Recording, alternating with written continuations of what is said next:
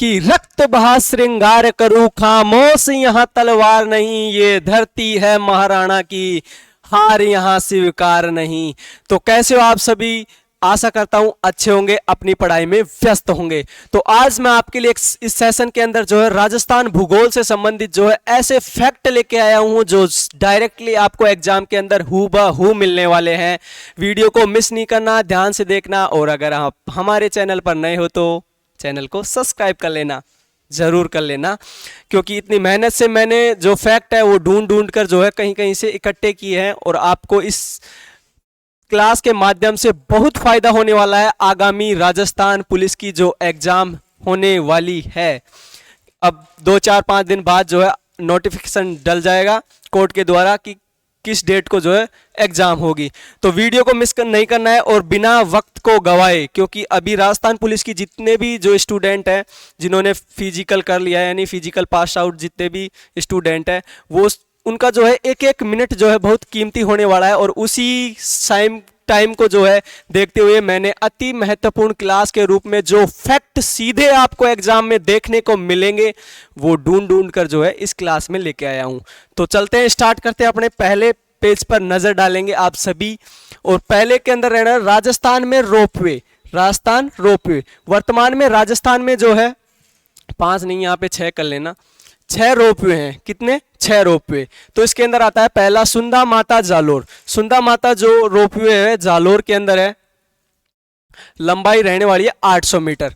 साथ साथ इन पॉइंटों को नोट डाउन भी करता रहना है, ठीक है, नोट्स बनाने सही से ढंग से, क्योंकि ये जो है सीधे आपको एग्जाम के अंदर डायरेक्टली मिलेगा। इसके अंदर कोई काट छाट नहीं होगी, डायरेक्ट एग्जाम में पूछेगा कि कौन सा 4 पॉइंट इधर दे देगा, इधर दे देगा, सुमिलित करवाएगा आपको कि कौन सा जो है रोपवे कौन सी जगह है या फिर उसकी लंबाई कितनी है। तो सुंदा माता जो है जालोर में है और इसकी लंबाई जो है 800 मीटर है। उसके बाद में आता है मनसा पूर्ण करणी माता रोपवे, जो है वो उदयपुर के अंदर है, जिसकी लंबाई है 387 मीटर। इसके बाद में आता है सावित्री माता। सावित्री माता रोपवे जो है वो पुष्कर के अंदर है, लंबाई है 700 मीटर।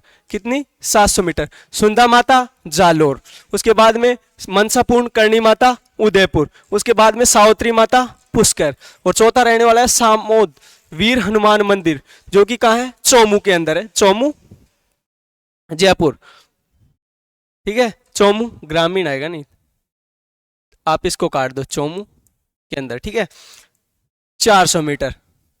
इसके बाद में आता है खोले के हनुमान जी मंदिर। खोले के हनुमान जी मंदिर जयपुर के अंदर, चलो ये सही है, ग्रामीण नहीं, जयपुर शहर ही आएगा।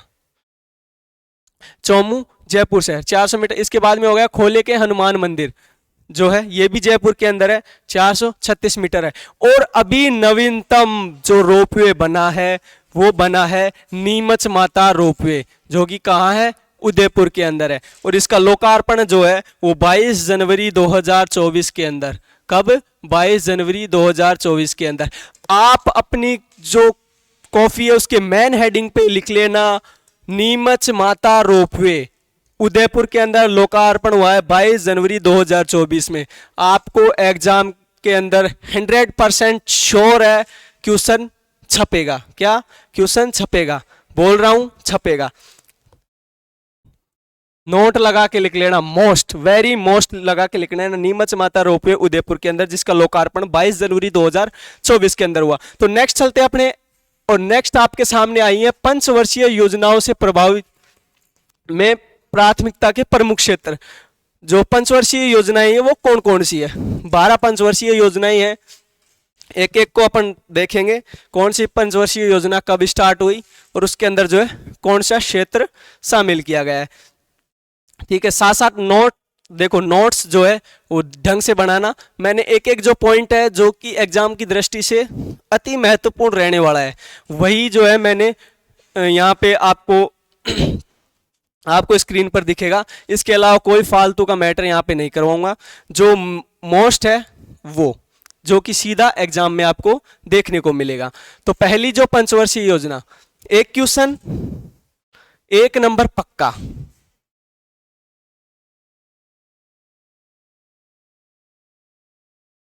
एक नंबर इस स्लाइड से पक्का मिलेगा आपको। ठीक है। उसके बाद में एक नंबर यहां से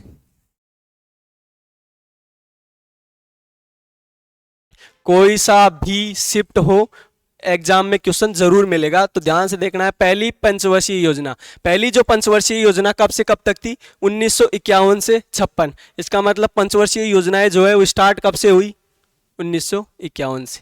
पंचवर्षीय नाम में ही है पंचवर्षीय, यानी 5 वर्ष के लिए जो योजना चलाई जाएंगी। तो यानी कि 51 से 56 5 वर्ष हो गए। तो ये पहली पंचवर्षीय योजना थी जिसके अंदर जो है कृषि को प्राथमिकता दी गई। किसको? कृषि को।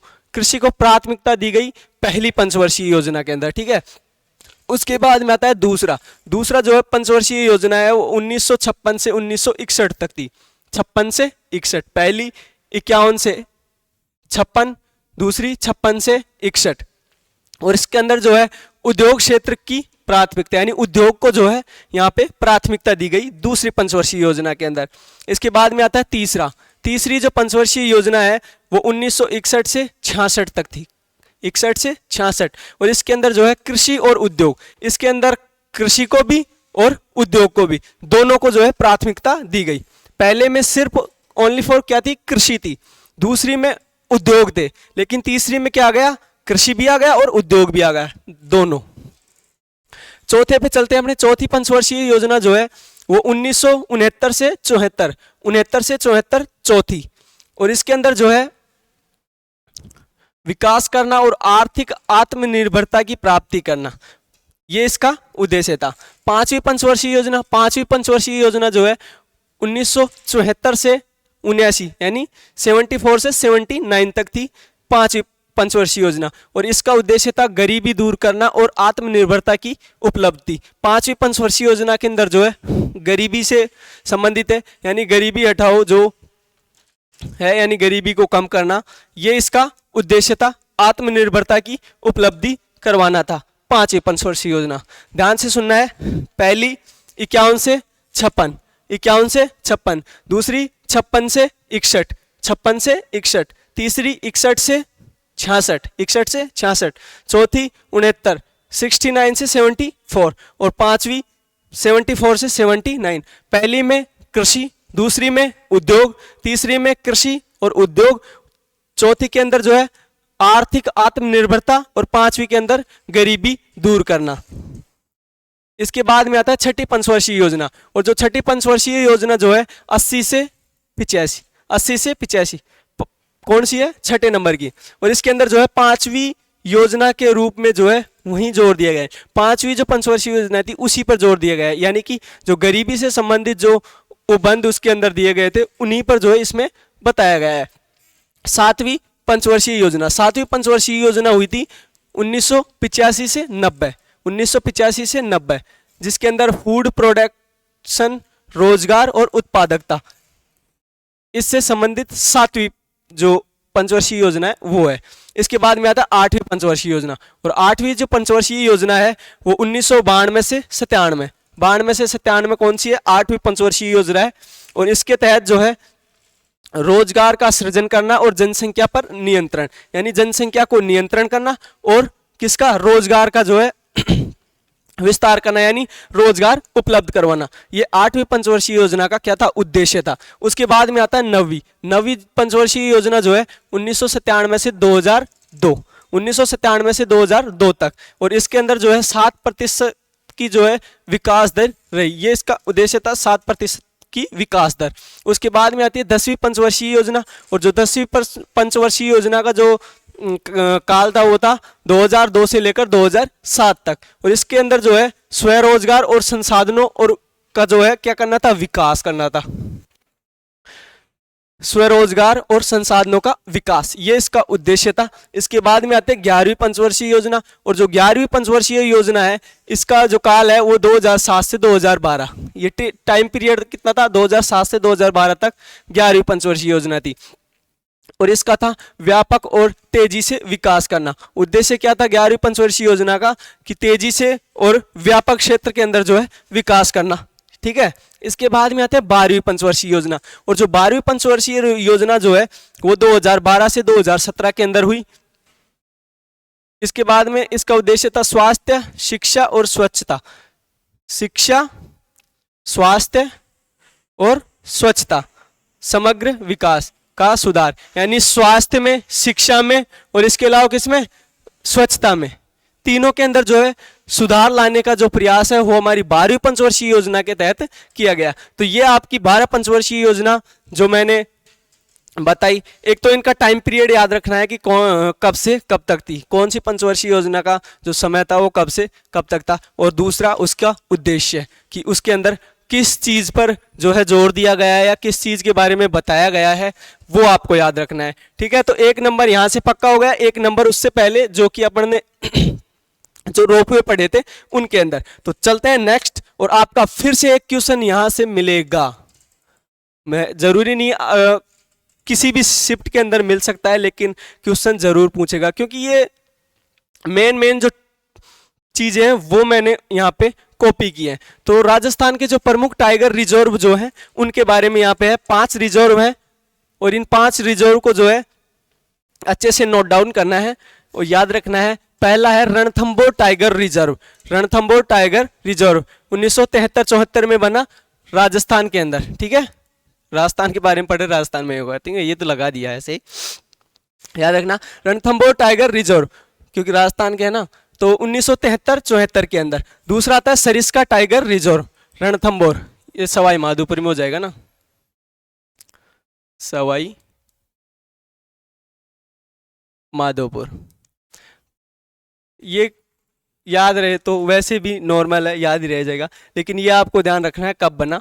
रणथंभौर टाइगर रिजर्व 1973-74 में, डेट आपको याद रखनी है। उसके बाद में सरिस्का टाइगर रिजर्व 1978 से और 79 के अंदर, यानी 78-79 के अंदर बना। उसके बाद में आता है तीसरा मुकुंदरा हिल्स टाइगर रिजर्व, ये बना 2013-14 के अंदर। उसके बाद में चौथा आता है रामगढ़ विषधारी टाइगर रिजर्व, और ये बना 2021 के अंदर। और नंबर 5 धौलपुर टाइगर रिजर्व, राज्य का 5वां टाइगर प्रोजेक्ट है कि जो कि 2013 के अंदर जाए बनाया गया, कब, 2023 के अंदर, यानी कि ये जो है नया है 2023 का, जो 5वां नंबर का बना था। ये अपने जो है प्रमुख 5 टाइगर रिजर्व हो गए।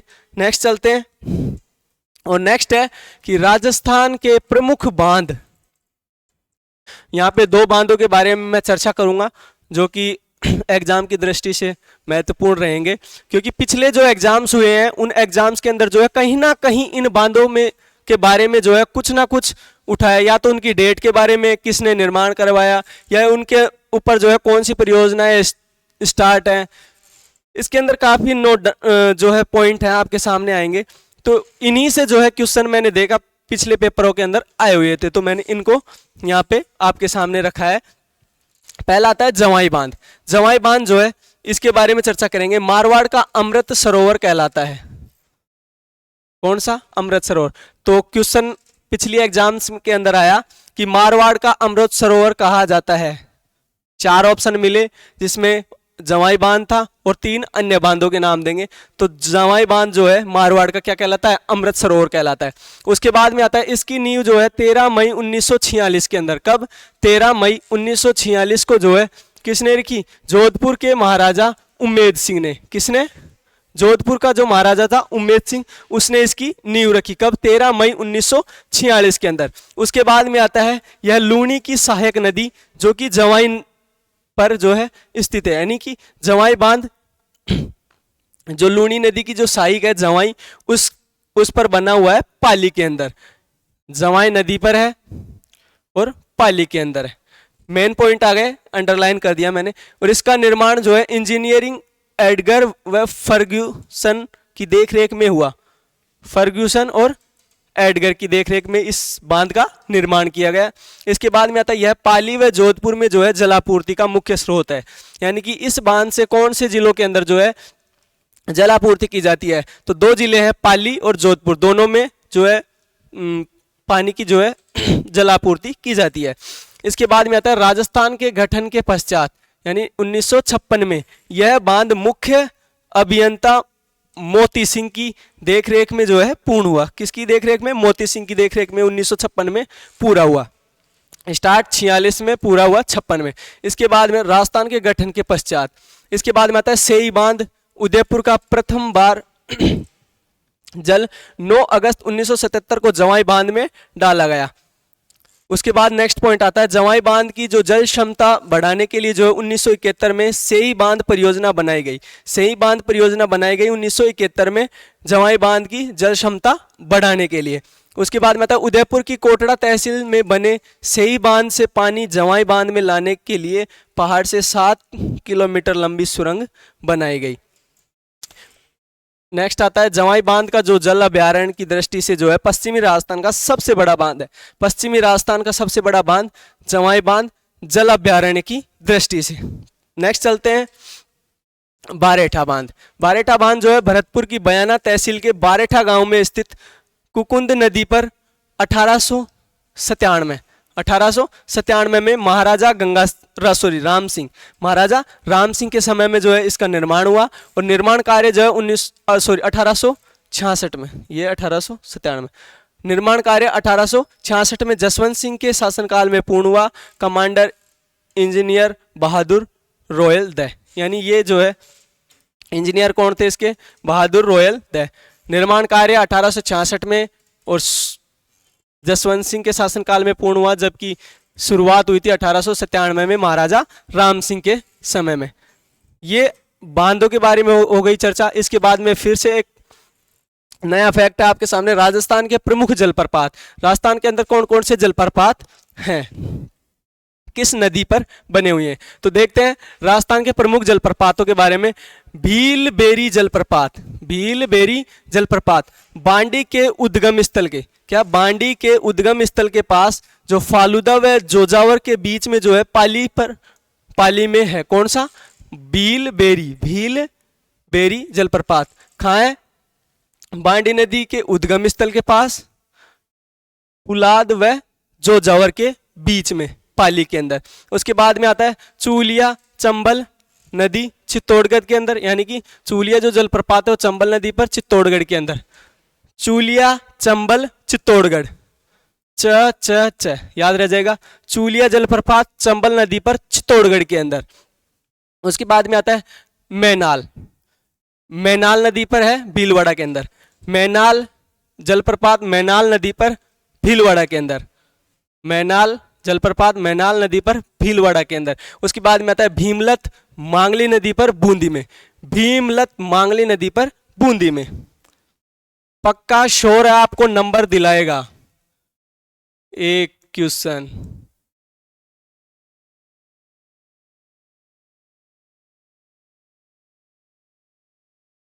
बोल दिया सो बोल दिया, क्वेश्चन जरूर मिलेगा एग्जाम में, पक्का 100% मिलेगा, तभी मैंने ये फैक्ट आपको जो है इस क्लास के अंदर करवा रहा हूं।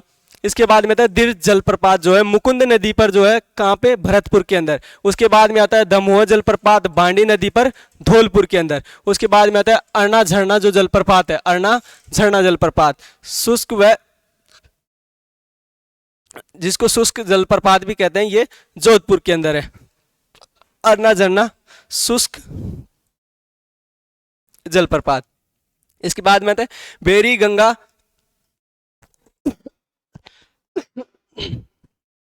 बेरी गंगा जो झरना है वो मंडोर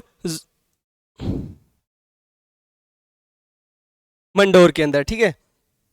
उसके बाद चलते हैं अपने वनस्पतियों का जो है वैश्विक वर्गीकरण।